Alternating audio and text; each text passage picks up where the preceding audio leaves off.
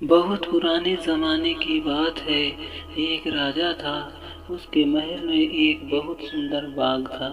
बाग में तरह तरह के फूलों के पौधे और अनेक प्रकार के मीठे फलों के पेड़ थे। लेकिन इस बाग में सबसे आश्चर्यजनक एक चीज थी और वो सेब का पेड़ था, जिसमें सोने के सेब लगते थे। राजा ने इस पेड़ की देखभाल का खास इंतजाम कर रखा था।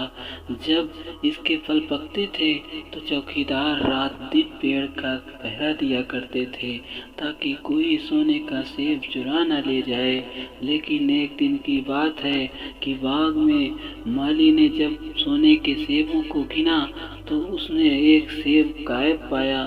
उसने दौड़कर राजा को खबर दी। राजा फौरन बाग में पहुंचा। उसे यह देखकर बड़ा आश्चर्य हुआ कि इतना देखभाल का पक्का इंतजाम होने पर भी एक सेब किसी ने चुरा लिया। उसने ऐलान किया कि जो कोई सोने का सेब चुराने वाले चोर का पता देगा, उसे इनाम दिया जाएगा।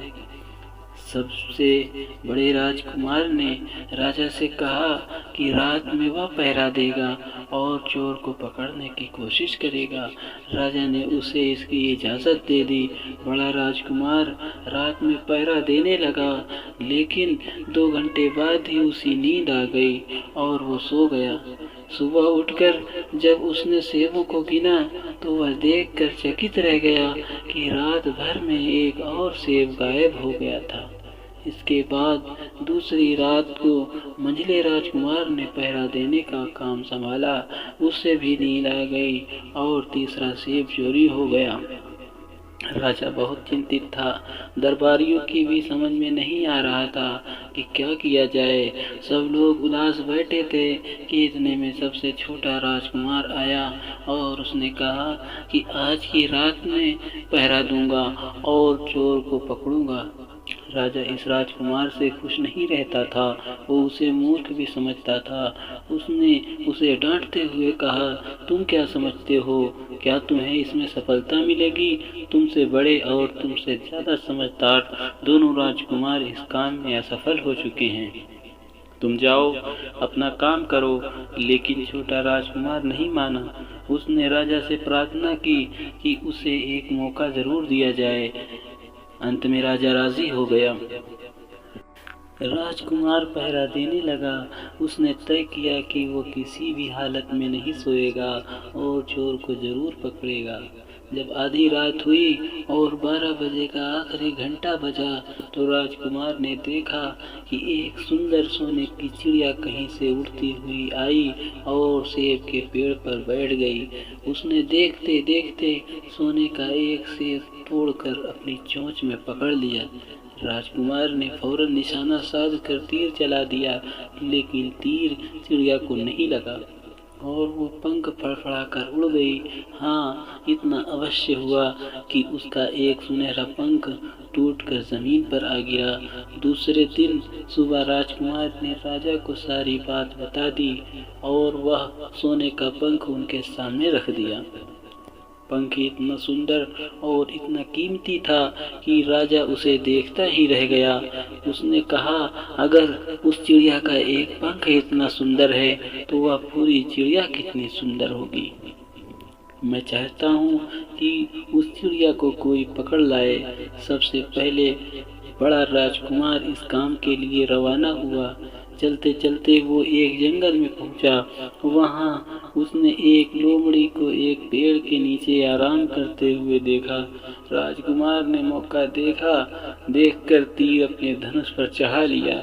वो तीर छोड़ने ही जा रहा था कि लोमड़ी ने चिल्लाकर कहा, राजकुमार, मुझे मत मारो। मुझे पता है कि तुम सोने की चिड़िया की खोज में निकले हो। तुम मेरे आए मानो तो तुम्हारा काम जल्दी ही पूरा हो जाएगा। तुम इसी रास्ते से सीधे चले जाओ। शाम होने पर तुम एक गांव में पहुंचोगे। वहां तुम्हें आमने सामने 2 सराएं मिलेगी। एक सराय खूब सजी सजाई और सुंदर सी होगी, लेकिन तुम उसमें मत ठहरना। तुम उसके सामने वाली दूसरी सराय में ठहरना, जो बहुत मामूली और देखने में भद्दी सी होगी। ऐसा करने से तुम्हारा काम आसानी से पूरा हो जाएगा। लोमड़ी की ये बात सुनकर राजकुमार को हंसी आ गई। उसने डांट कर कहा, भाग जा यहाँ से, मुझे तुम्हारी सलाह की ज़रूरत नहीं है। यह कहकर उसने तीर छोड़ दिया, लेकिन लोमड़ी बहुत चालाक थी, वो बचकर निकल भागी। राजकुमार आगे चलता गया। शाम को जब वो एक गांव में पहुंचा तो उसे देखा कि वहां सड़क के किनारे सचमुच दो सराएं थी। उनमें से एक खूब सजी सजाई थी और उसके अंदर से लोगों के नाचने गाने की आवाज़ें आ रही थी। दूसरी सराय भद्दी सी थी और वहाँ अंधेरा घिरा हुआ था। इस राजकुमार ने सजी सजाई सराय में ठहर गया। थोड़ी देर में वह भूल गया कि वो असल में सोने की चिड़िया की खोज में निकला है। उधर जब काफी समय बीत गया और बड़ा राजकुमार नहीं लौटा तो मंझला राजकुमार सोने की चिड़िया की खोज में चल पड़ा। यह भी उसी तरह चलते चलते जंगल में पहुंचा तो वही लोमड़ी उसे भी मिली। इस राजकुमार ने भी लोमड़ी की बात पर कोई ध्यान नहीं दिया। जब वो शाम को उस गांव में पहुंचा तो बड़े राजकुमार की तरह सजी सजाई सराय में ठहर गया। वहां के नाच रंग में मस्त होकर वो भी अपना काम भूल गया, यहाँ तक कि उसे घर लौटने की भी सुध न रही।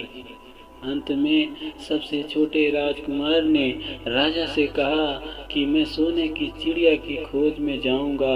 राजा को विश्वास था कि जब उसके बड़े दोनों राजकुमार इस काम में सफल नहीं हुए तो उसे और भी सफलता नहीं मिलेगी, लेकिन उसकी जिद करने पर राजा ने उसे इजाज़त दे दी। छोटा राजकुमार तैयार होकर सोने की चिड़िया की खोज में निकल चला। जंगल में उसे भी लोमड़ी मिली। राजकुमार ने लोमड़ी की बात को ध्यान से सुना और लोमड़ी से कहा, ठीक है, तुम जैसे कह रही हो मैं वैसा ही करूँगा। अब तुम जाओ, मैं तुम्हें नहीं मारूँगा। इस पर लोमड़ी खुश होकर बोली, तुम सबसे अच्छे लड़के मालूम होते हो। तुमने मेरी बात का मजाक नहीं बनाया और मुझ पर तीर भी नहीं चलाया। मैं तुमसे खुश हूँ और तुम्हारी मदद करूँगी।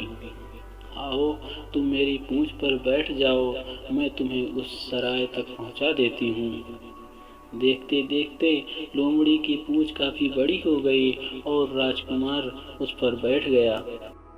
दोस्तों, क्या छोटा राजकुमार अपने भाइयों को बचा पाएगा? क्या छोटा राजकुमार सोने की चिड़िया को हासिल कर पाएगा?